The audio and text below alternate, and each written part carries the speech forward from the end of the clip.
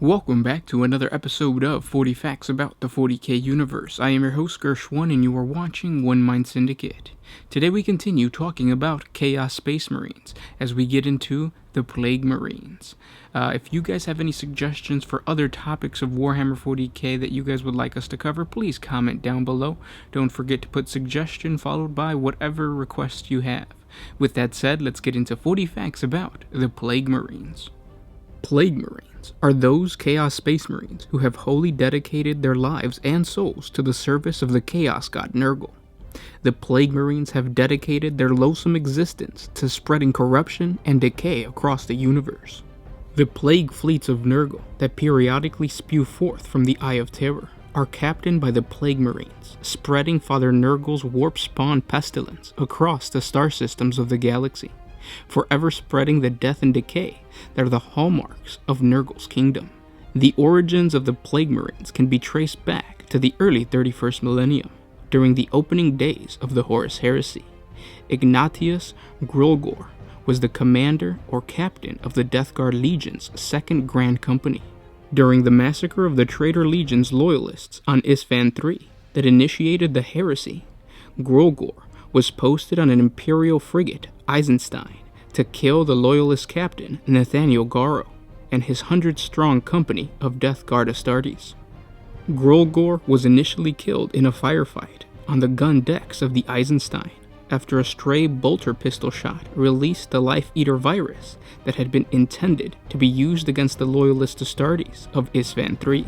After the successful escape of the Eisenstein and the following trip through the warp, the body of Grulgor was reanimated by the will of Nurgle as the first of the Plague Marines. After a desperate battle, Grulgor's body was destroyed once the Eisenstein made an emergency transition into real space. His soul banished into the warp.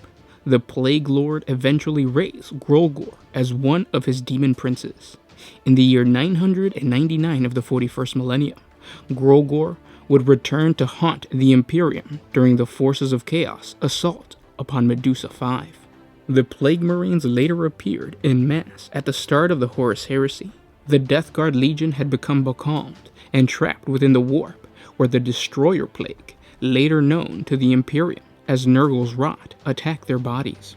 For the Death Guard, there was nothing more terrifying than the plague that rendered their legendary resilience meaningless.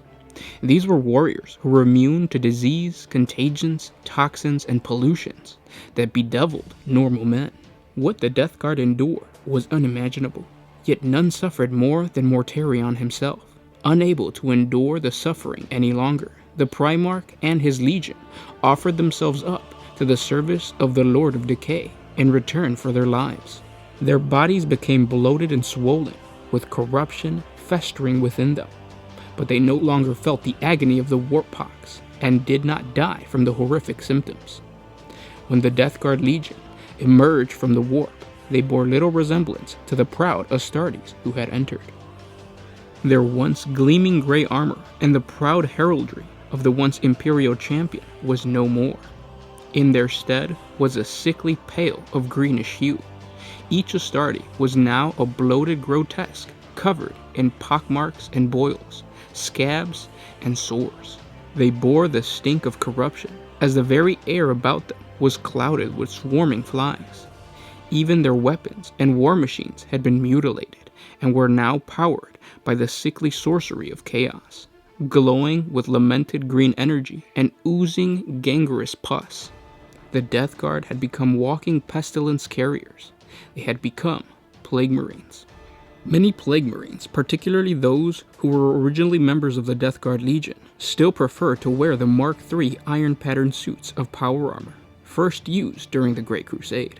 Even though more modern marks of the power armor had become available to them before the Horus Heresy, the Death Guard retained a large stockpile of the heavier Mark III pattern, preferring it both for its durability and the ease with which they could customize it to better handle the rigorous of the often toxic battle zones in which the Legion excelled.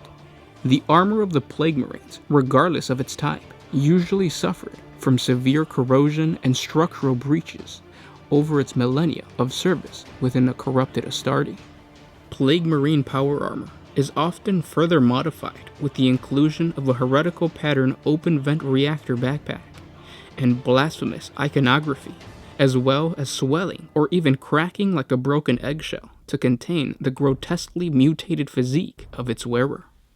The stench alone given off by the Plague Marines is enough to incapacitate many enemy troops. Yet this seemingly neurotic and decaying flesh makes the Plague Marines almost impossible to kill with small arms fire, and they are able to shrug off injury and damage that would destroy even the superhuman physiology of a standard Astarte. When Imperial forces enter combat against these horrific servants of chaos, the mass-concentrated firepower of weapons more commonly employed to deal with armored vehicles is recommended as the key to bringing down these monsters of corruption. A Plague Marine's decaying flesh also attracts maggots and flies. These insects commonly accompany all of the Nurgle's forces, and some of his faithful even cultivate them, considering them sacred animals. It is not uncommon for a Plague Marine to maintain a hive of maggots in his body, which constantly produces a new cloud of large black flies through the structural cracks of his power armor. Plague Marines often make use of Horus Heresy era or more updated versions of standard Imperial ranged weaponry intended for the Adeptus Astartes, including bolters, bolter pistols, plasma pistols, missile launchers, and other standard weapons. These weapons often develop the same signs of corruption and ill repair as the Plague Marine's power armor, and the tortured machine spirits of these weapons make them prone to catastrophic failures that would likely kill even a Space Marine. Yet given the Plague Marine's unhallowed tolerance to injury and pain, these dangers often prove inconsequential for one of Nurgle's chosen. Since the days of the Horus Heresy, many Chaos Space Marines have dedicated themselves to Nurgle, and though few achieve the vaulted ranks of the Death Guard, those who truly wish to join these most futile of followers must first prove their loyalty to the Demon Primarch, Mortarion. Only then will Nurgle bestow upon them the corrupting plague that created the Plague Marines. Outside of the Death Guard, a favored few Chaos Sorcerers of Nurgle know the secrets of the Plague Marines, and Abaddon of the Black Legion has won many of these spellcasters to his cause.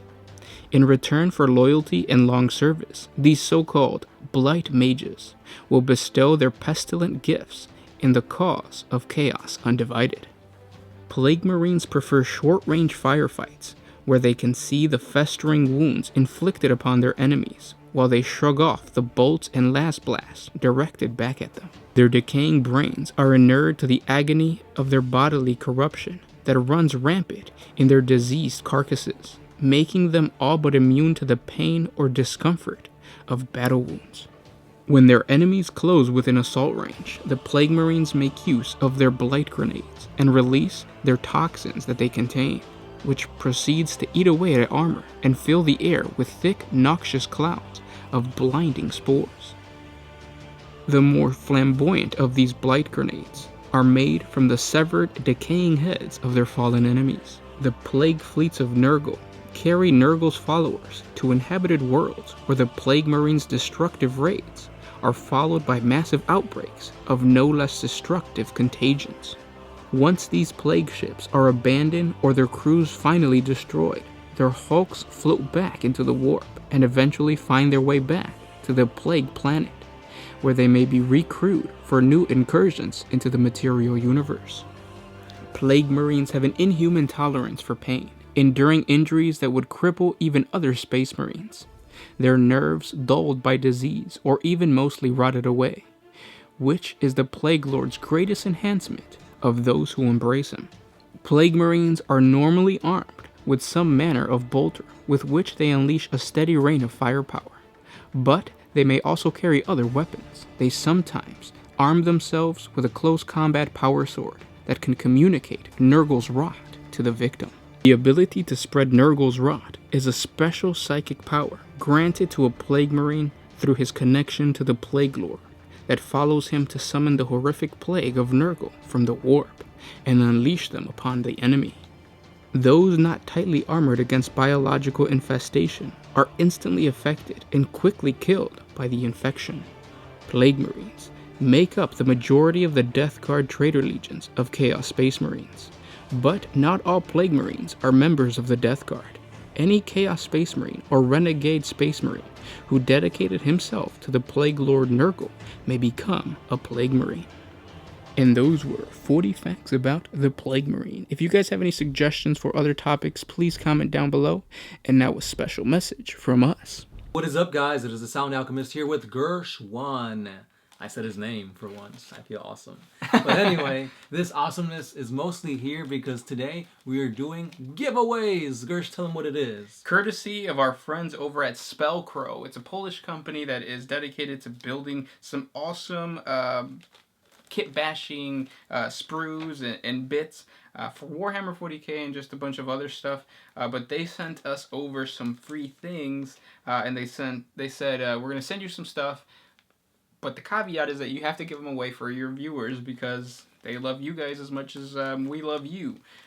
They love that they're all about the Warhammer 40K community. So what I have in my hands is something very, very unique. Yeah. So these are Nurgle Marine-ish pieces. So all in all, I think you can build 6 total. Yeah. These minis are literally sick. Get it, Nurgle?